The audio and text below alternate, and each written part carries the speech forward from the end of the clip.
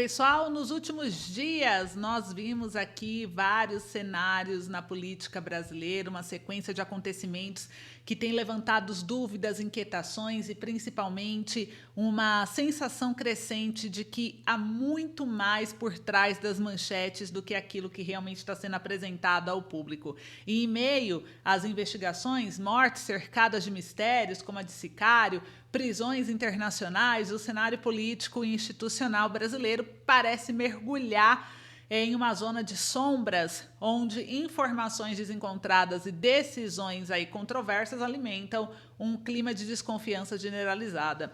Eu separei algumas matérias aqui para a gente trazer para vocês. A gravidade do que está acontecendo no Brasil é justamente nesse contexto que começamos esse vídeo de hoje, trazendo uma análise mais cuidadosa, né, direta, sem rodeio, dos fatos que estão realmente movimentando o país. E em meio a esses fatos que estão acontecendo, eu quero te fazer uma pergunta muito direta. Você acredita que houve uma possível queima de arquivo na morte de Sicário ligada ao Banco Master, ao caso de Vorcaro?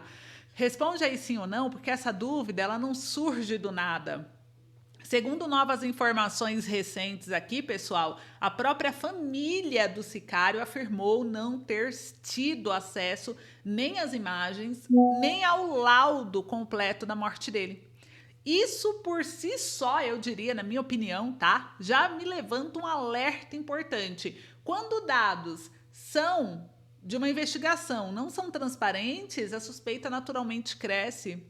É exatamente esse tipo de inconsistência que precisamos falar aqui hoje com seriedade. E no caso do Sicário, né, o que temos até agora é o quê? Só um conjunto de informações fragmentadas, desencontradas, nada claro. O corpo foi encontrado, inclusive o espião aqui, gente, também tem um espião envolvido. Olha, é tanta coisa. Eu vou mostrar para vocês vão ficar tão chocados quanto eu na hora que eu mostrar aqui para vocês o que está acontecendo. E foi revelado aqui novos fatos, tá? Temos novos fatos, isso aumentou ainda mais a suspeita de que algo está sendo escondido. Isso abriu espaço aí para uma interpretação muito preocupante, porque será que alguém tinha interesse realmente em silenciar essa peça-chave? O que vocês acham, hein? Comenta aí para mim.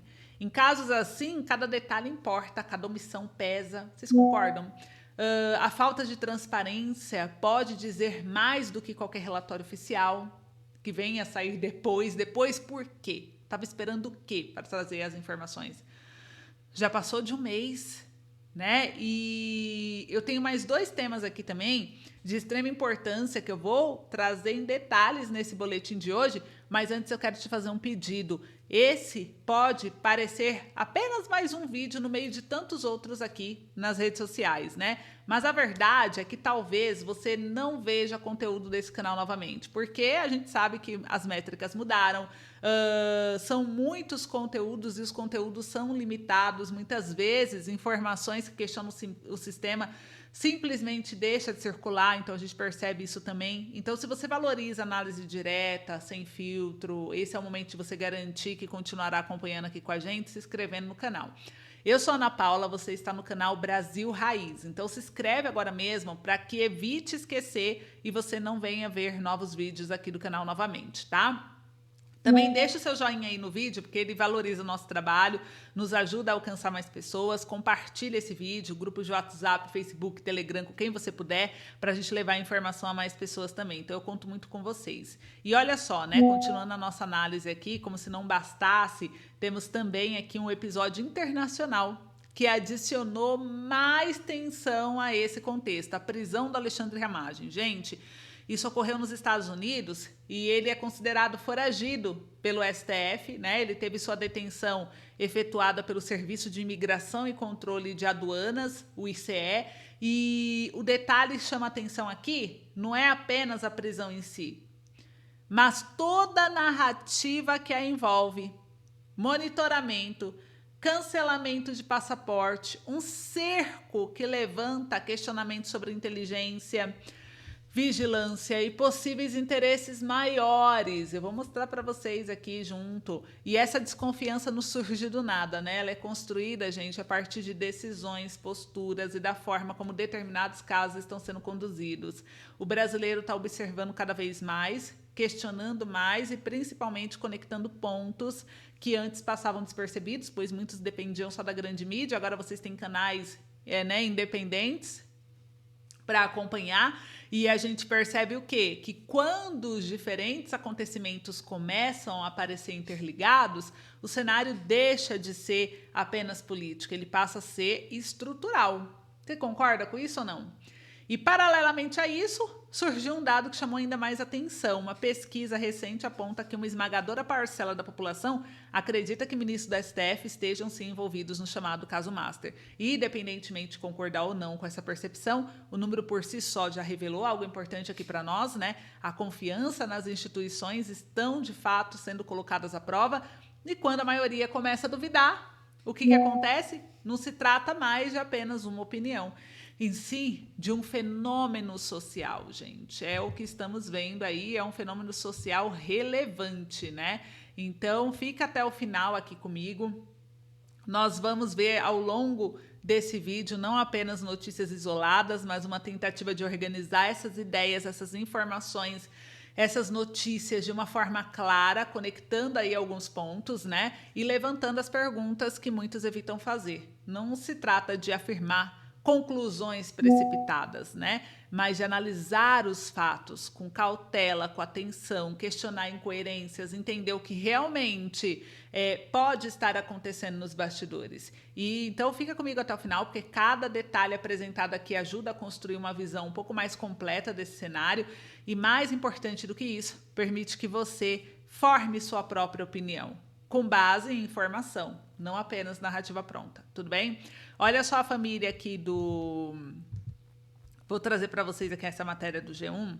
Já vamos começar até por ela, que é a família do Sicário trouxe, e o jornal G1 da Globo compartilhou por Júlia, né, jornalista, comentarista. Ela trouxe aqui a matéria onde a família de Sicário de Vorcaro diz que não teve acesso às imagens e dados de inquérito sobre morte.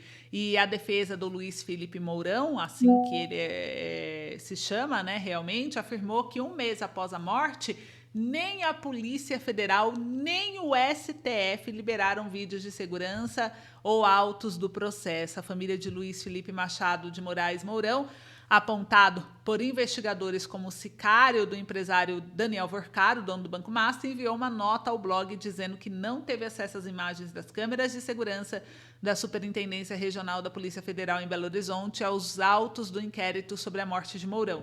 Segundo os advogados, nem a Polícia Federal, nem o Supremo Tribunal Federal, né, do STF, autorizaram até o momento o acesso da família aos dados e às informações. E o Mourão, ele morreu no dia 6 de março em um hospital em Belo Horizonte, 2 dias após um episódio ocorrido dentro das dependências da corporação. A Polícia Federal afirmou à época que ele atentou contra a própria vida, mas não deu detalhes, né? A nota diz que a família se sente desassistida e que o Instituto Médico Legal de Minas não disponibilizou o laudo do que causou o óbito. Os advogados afirmaram em uma nota que o Luiz Felipe ele era uma pessoa de amplo convívio social, ele não tem histórico de quadro depressivo, motivo pelo qual refutam a narrativa de autoextermínio que tem circulado. Para a defesa, a falta de acesso aos dados impede a compreensão do que realmente aconteceu antes de Mourão ser encaminhado ao hospital. O outro objetivo da manifestação é contestar o uso do termo sicário, assassino de aluguel, apelido atribuído a Mourão em decisões judiciais devido à sua suposta atuação no grupo de Daniel Vorcaro. Os advogados classificam a pecha como uma imputação de extrema gravidade e afirmam que buscarão proteger a honra do Luiz Felipe mesmo após a morte. A família sustenta que não há elementos concretos para sustentar o apelido e que a manutenção dessa narrativa sem provas fere a memória do investigado. O objetivo dos parentes agora é obter os elementos produzidos na terceira fase da Operação Compliance Zero para avaliar a coerência das acusações e buscar o que chamam de elucidação técnica integral dos fatos. Procurado pelo G1, nem o IML de Minas, nem a Polícia Federal e piorou o STF responderam à atualização do post. Então vocês viram por que esse silêncio, né? O que será que está acontecendo? E não para por aí não, meus amigos. O Jornal Metrópolis, eu vou compartilhar aqui a tela toda com vocês também, trouxe aqui falando que a morte do Luiz Felipe Machado de Moraes Mourão, 43 anos, conhecido como Sicário ou Faz Tudo, do banqueiro Daniel Vorcaro, dono do Banco Master, segue gerando atenção por causa dos mistérios envolvidos no que é tratado como suicídio pela Polícia Federal. Ele está sepultado em um túmulo ainda sem placa no cemitério Bonfim, em Belo Horizonte. Então, por que isso, né?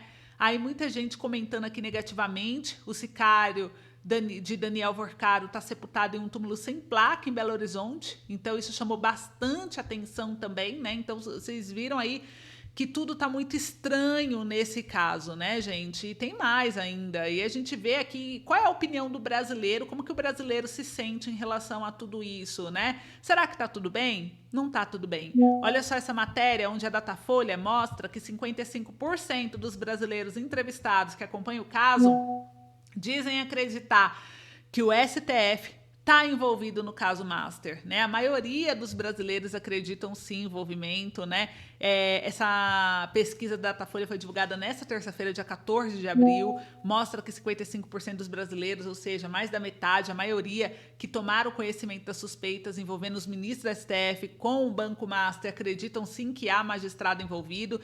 E ainda, entre os que tiveram conhecimento da suspeita, né, 10% diz não saber, 4% afirma não acreditar no envolvimento. Só 4% afirmou não acreditar no envolvimento. Ana, e os outros 30%? Os 30% eles falaram que não ia opinar porque não tinha conhecimento, né, não acompanham e tal, então não tem como opinar e eles nem foram questionados sobre o que achavam por não conhecer o assunto. Então, o STF ele tem sido parte do escândalo do Banco Master, investigado por fraudes financeiras e, em partes, por mensagens atribuídas ao ministro Alexandre de Moraes, que foram encontradas no celular do ex-banqueiro e dono da instituição, Daniel Vorcaro. Então, a gente vê aqui, né, todo o envolvimento, mais de 80 milhões de reais foram transferidos para o escritório da Viviane Moraes, que é a esposa do Alexandre de Moraes. Aí a gente viu o caso do Dias Toffoli também, né, que foi envolvido por causa do resort, ele e seus filhos. Então a gente vê aí, né, o ministro Dias Toffoli esteve em Lima, no Peru, onde acompanhou a final da Copa Libertadores, a viagem também em aeronave particular pertencente, inclusive, ao empresário Luiz Oswaldo Pastore. Então, a gente vê, assim, um monte de gente envolvido. Só o Alexandre de Moraes com a esposa dele, gente, eles pegaram ao menos 8 voos em aeronaves particulares de uma empresa ligada a Vorcaro entre maio e outubro de 2025. Então, a gente vê aí muito envolvimento de ministros do STF no caso, e isso chama bastante atenção. E agora, para encerrar, né, o boletim de hoje, eu quero encerrar com uma outra situação, né? Então, o brasileiro, mais da metade que acompanha, acredita que o STF está envolvido. E aí uma outra coisa que chamou a atenção agora foi a prisão do Ramagem. Vamos falar um pouquinho desse espião que descobriram o espião no caso dele, e ele foi preso, o Ramagem, pelo Serviço de Imigração e Controle, e chamou a atenção a forma como tudo ocorreu. Inclusive o jornal Gazeta do Povo trouxe a matéria falando, né, que a operação monitorou Ramagem por meses antes da prisão dos Estados Unidos. Gente, olha só, né? Então aqui mostra o seguinte, né, que a prisão do ex-deputado federal Alexandre Ramagem na segunda-feira, dia 13, é resultado de meses de vigilância conduzida pelo representante da Polícia Federal em Miami, em uma cooperação com autoridades americanas. E informações preliminares apontam que a abordagem ocorreu devido a uma infração de trânsito. Durante a ação policial, as autoridades constataram irregularidades em sua documentação. Ele foi encaminhado para um centro de detenção de Serviço de Imigração e Controle de Aduanas. Segundo fontes a par da investigação ouvidas pela Gazeta do Povo, a residência e a movimentação do ex-parlamentar vinham sendo acompanhada há meses e o paradeiro foi descoberto após o ex-parlamentar utilizar o passaporte cancelado pela justiça para comprar um carro. Então, a autoridade brasileira denunciou o uso irregular do documento, pediu à Justiça dos Estados Unidos que expedisse o mandado de prisão, mas a solicitação foi negada. E o nome de Ramagem já aparece no site oficial do governo americano, com o status sob custódia do ICE, né? Conforme aqui abaixo, quando pesquisa aqui os dados dele, então mostra que ele está ali no ICE, proibido de sair do país. O ex-deputado foi para os Estados Unidos em setembro do ano passado com passaporte diplomático que não estava apreendido e depois de se hospedar em um condomínio de luxo em Miami, Ramagem se mudou para uma casa em Orlando, no estado da Flórida. O ex-deputado foi condenado a 16 anos de prisão pela suposta tentativa de golpe de Estado e até o momento não há detalhes se a situação de Ramagem será julgada como um processo de extradição ou de deportação. A justiça americana pode levar meses para analisar o caso. A princípio, a prisão foi motivada por uma irregularidade na documentação migratória, o que em tese poderia ser avaliado como um caso de deportação. Em novembro, o ministro do STF, Alexandre de Moraes, decretou o trânsito em julgado do inquérito de golpe e determinou a prisão imediata de todos os réus do Núcleo 1. Então, gente, a gente percebe aqui, né, uma situação bem delicada. Até o G1 trouxe como que a imprensa internacional repercutiu a prisão do Alexandre Ramagem pelo ICE nos Estados Unidos. A repercussão fora do Brasil destaca tanto o contexto político da condenação quanto as circunstâncias da prisão, com veículos estrangeiros dando ênfase a diferentes aspectos do caso. Então, a prisão do ex-chefe de inteligência brasileiro, Alexandre Ramagem, por agentes do ICE, nos Estados Unidos, ganhou destaque na imprensa internacional. Ocorreu após meses de articulação entre a Polícia Federal e autoridades americanas. E segundo fontes, né, ouvidas também pela BBC News Brasil, investigadores brasileiros buscaram explorar toda a situação migratória do ex-deputado para viabilizar sua detenção diante da demora e da incerteza sobre o pedido formal de extradição. E ele foi condenado a 16 anos de prisão por participação em tentativa de golpe, uma suposta, né, tentativa de golpe, após as eleições de 2022. E aí, sua detenção em Orlando, na Flórida, é tratada por investigadores como resultado de cooperação internacional, ainda que oficialmente vinculada a questões migratórias. E a repercussão fora do Brasil destaca tanto o contexto político da condenação quanto as circunstâncias da prisão, com veículos estrangeiros dando ênfase a diferentes aspectos do caso. Então, os veículos destacaram, né, que o Ramagem é aliado do ex-presidente Jair Bolsonaro, que ele havia fugido do Brasil antes de ser condenado a 16 anos de prisão por participação em uma tentativa de golpe após as eleições. O jornal britânico The Guardian enfatizou o caráter inusitado da prisão, destacando que Ramagem foi o único entre os condenados que não iniciou o cumprimento da pena por ter deixado o país antes da sentença. A publicação também chamou a atenção para o contexto político, citando que ele foi detido em meio ao endurecimento da política migratória do governo do Donald Trump.